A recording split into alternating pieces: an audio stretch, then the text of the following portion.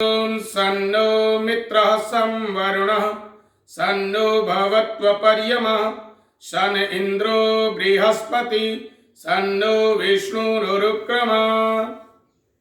बंधुओं, मैं पंकज आर्य,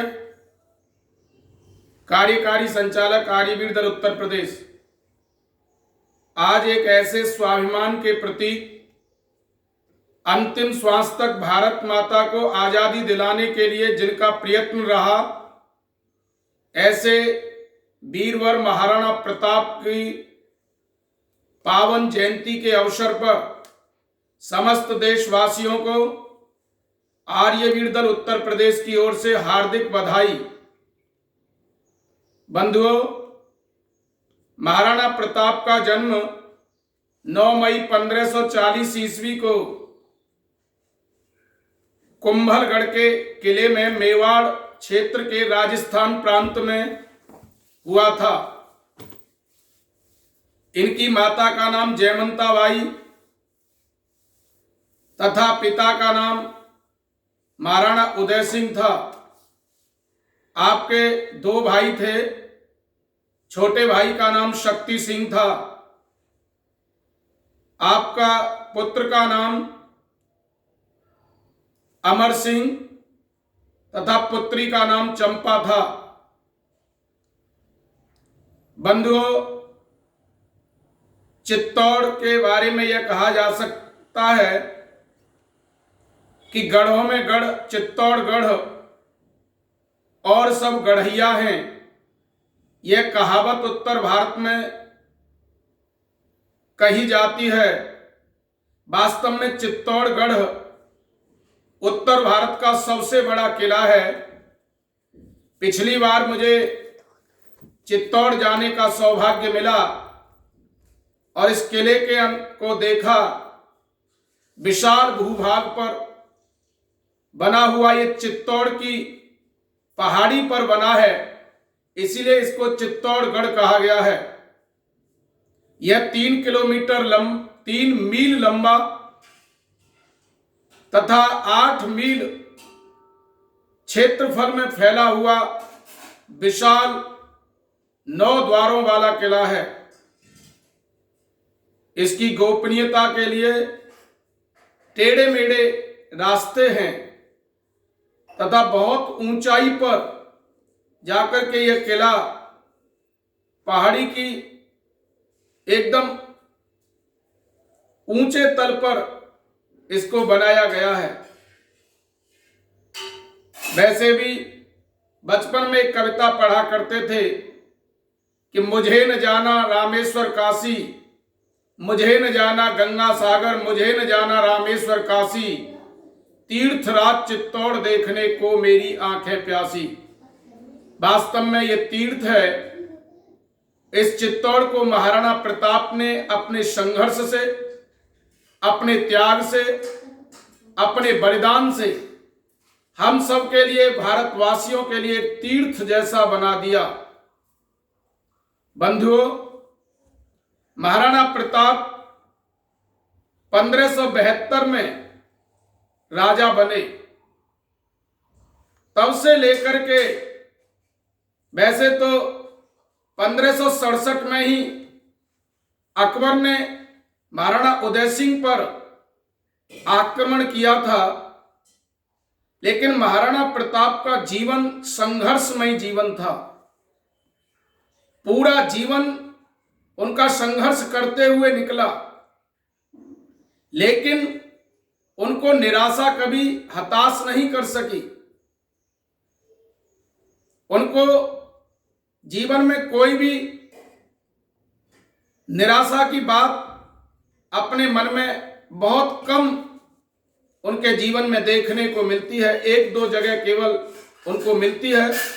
उसके बाद उन्होंने अपने आप को संभाला, अपने आप को भारत माता की आजादी के लिए तैयार किया। बंधुओं, उनको सबसे बड़ा कोई दुख था तो वह था कि जिस समय पर महाराणा प्रताप अरावली पर्वत की पहाड़ी पर अपने परिवार सहित जो परिवार सोने के बर्तनों में भोजन करता था, जो मखमली गद्दों पर सोता था, जो राजसी भोजन करता था, वो अरावली के पर्वत की पहाड़ियों पर कंकड़ पत्थरों पर सो रहा है। सोने के बर्तनों के स्थान पर पत्तल पर भोजन कर रहा है।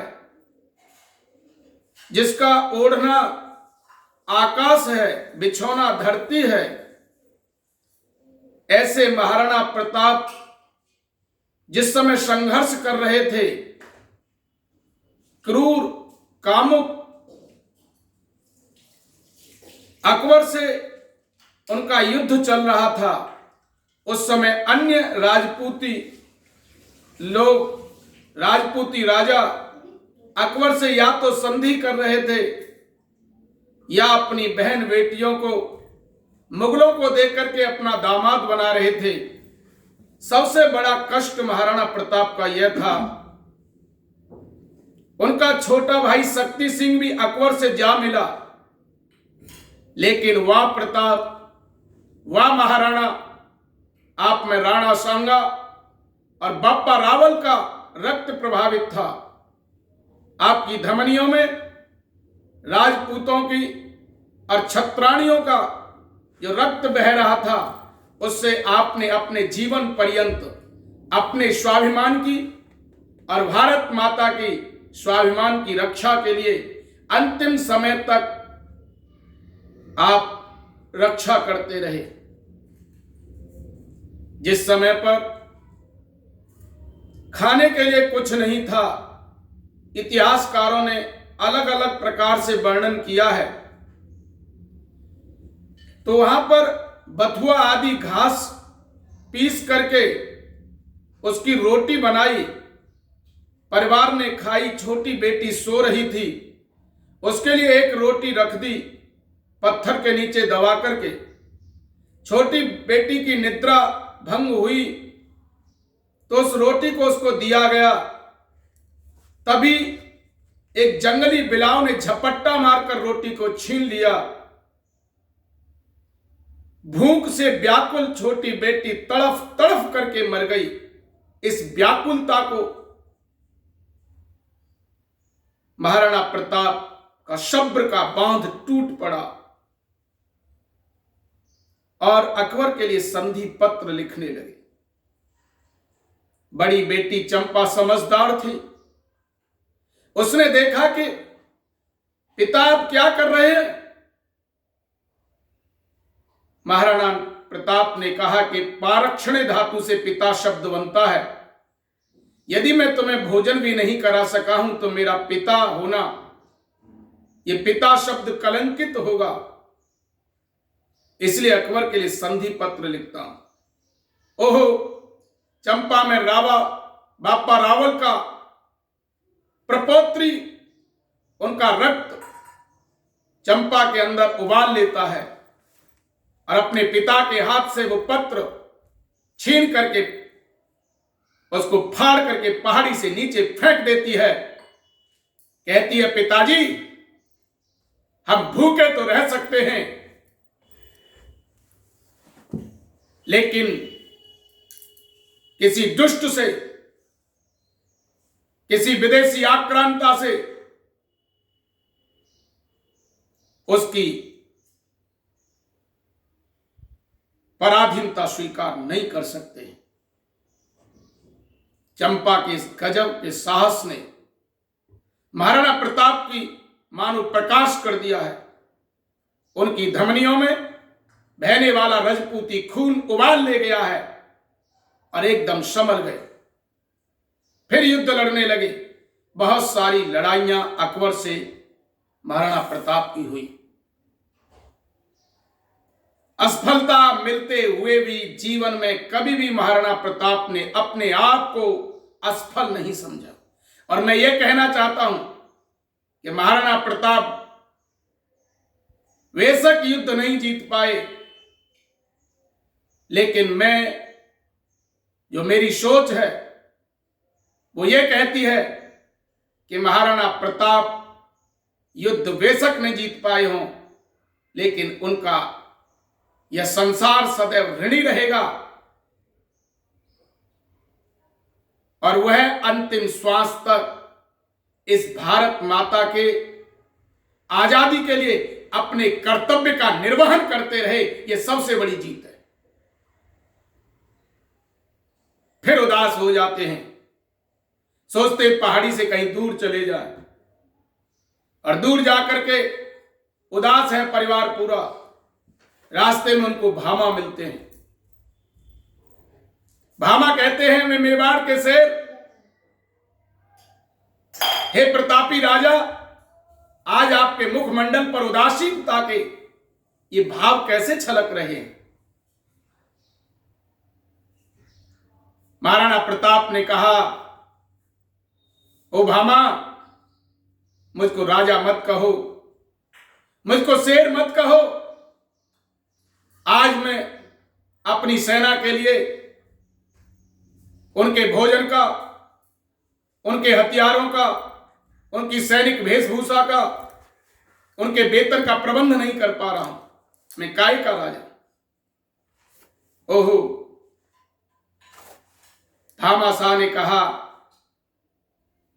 ओ राजपूतानों की अमावस्या की काली रात में एकमात्र पूर्णमासी का चांद आप ही तो हैं प्रताप, केवल आप ही हैं। और कहते मेरे पास बहुत धन है, किसी प्रकार की कोई कमी नहीं है। आप उससे सेना का वेतन दो, सेना का भोजन दो, सैनिक वेशभूषा बनवाइए, हथियार खरीदिए और इस देश को बचाइए। महाराणा प्रताप ने भामा के धन को लेने से इनकार कर दिया। भामा समझाता है। गुरुवर आचार्य स्वदेश जी महाराज ने बड़ी सटीक पंक्तियां लिखी हैं। भामा ने राणा से क्या कहा, कहते हैं, राणा मत मन में घबराओ, राणा मत मन में घबराओ,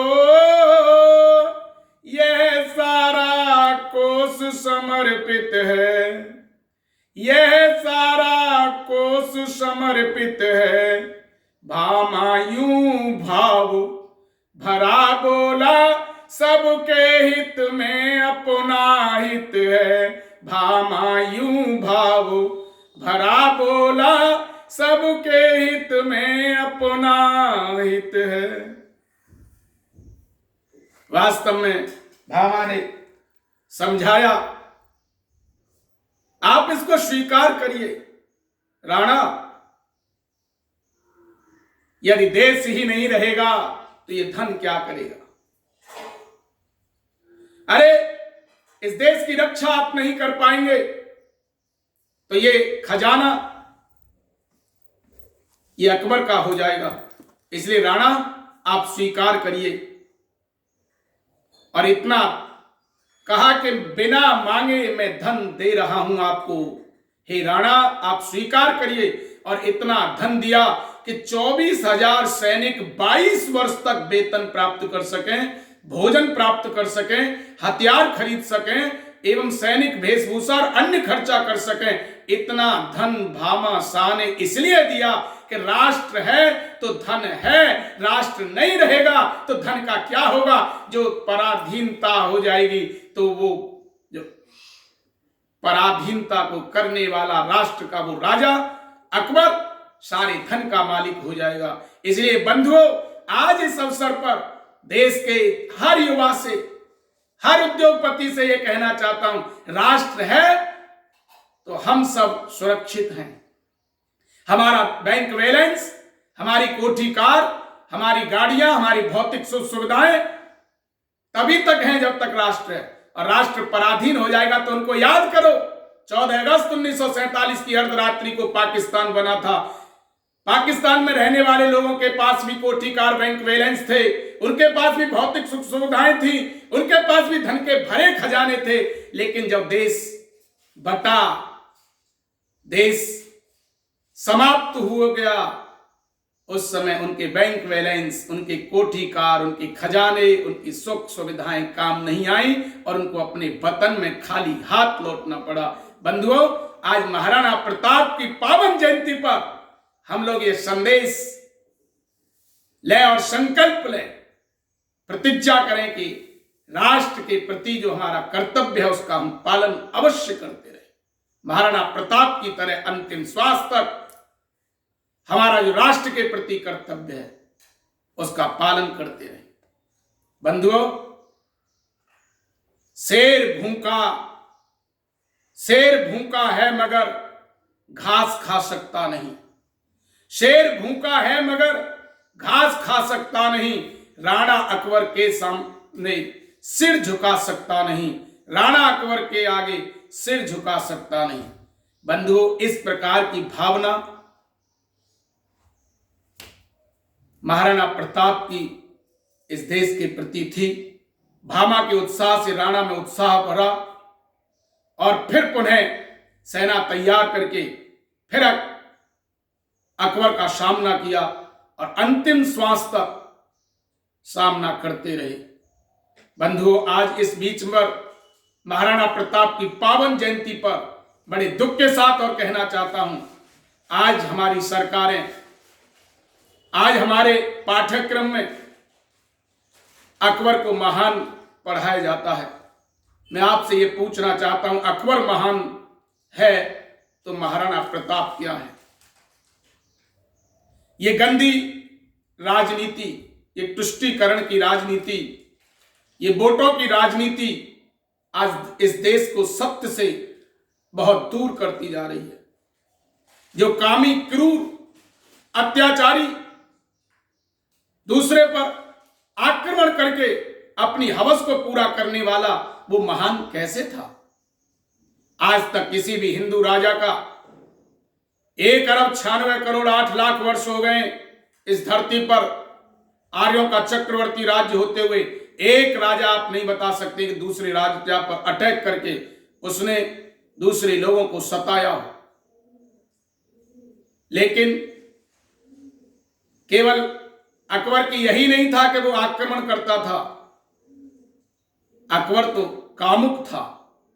अपने यहां पर एक मीना बाजार लगाता था, उसमें स्त्री का भेष धारण करके उसमें से सुंदर हिंदू स्त्रियों को अपने हरम में ले जाकर के उनके सतीत्व को लूटता था।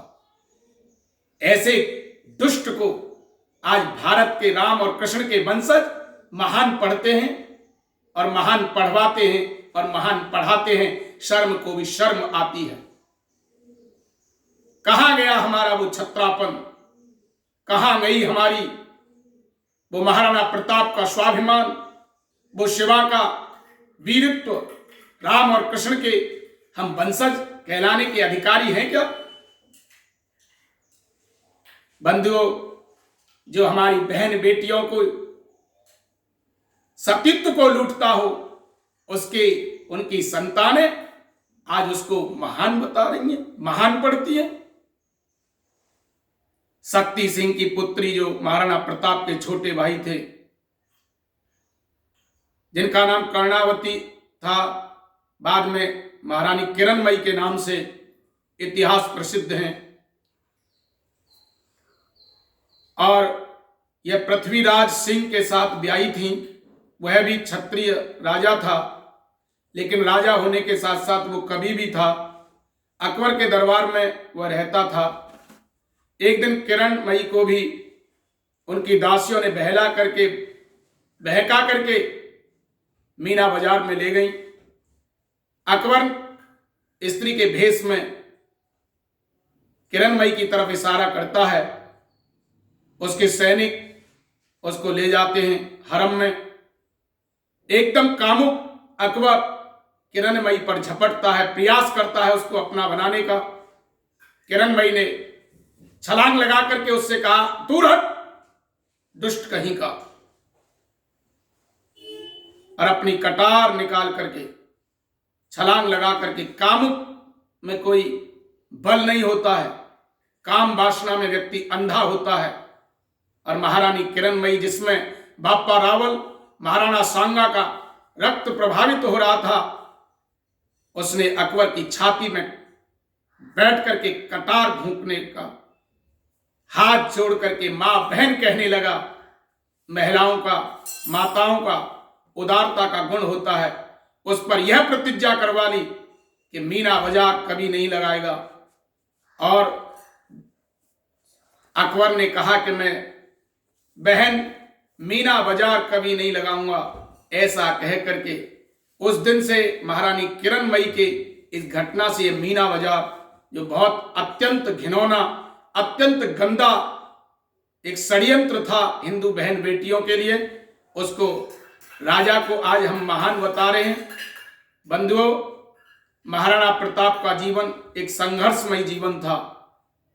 इतनी विषम परिस्थितियों के बावजूद महाराणा ने इस देश की खातिर काम किया। आज नवयुवकों के लिए, नवयुवतियों के लिए इस प्रकार की वीडियो बनना बहुत आवश्यक है। जरा जरा सी बात पर हम आत्महत्या कर लेते हैं, जरा जरा सी छोटी छोटी मांगें न पूर्ति होने के कारण आत्महत्या कर लेते हैं। लेकिन महाराणा प्रताप का जीवन देखिए, उन पर विषम परिस्थितियां, पहाड़ जैसे भी दुख आए, लेकिन उन्होंने कभी भी अपने जो कर्तव्य के साथ समझौता नहीं किया। इसलिए आज इनकी पावन जयंती के पावन अवसर पर हम ये संकल्प लें कि महाराणा प्रताप की तरह अपने देश के लिए, अपने कर्तव्य के प्रति अडिग और अक्षुण्ण रहेंगे। यह मां भारती का लाल, सिसोदिया वंश का सपूत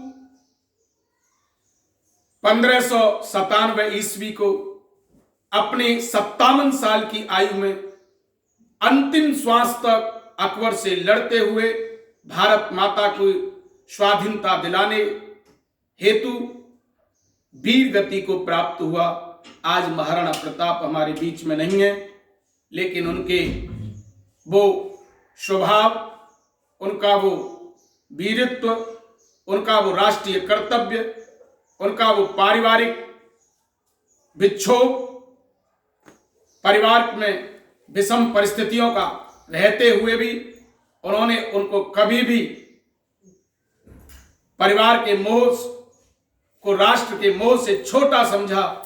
ऐसे प्रताप की पावन जयंती पर सभी देशवासियों को पुनः बहुत बहुत बधाई। धन्यवाद।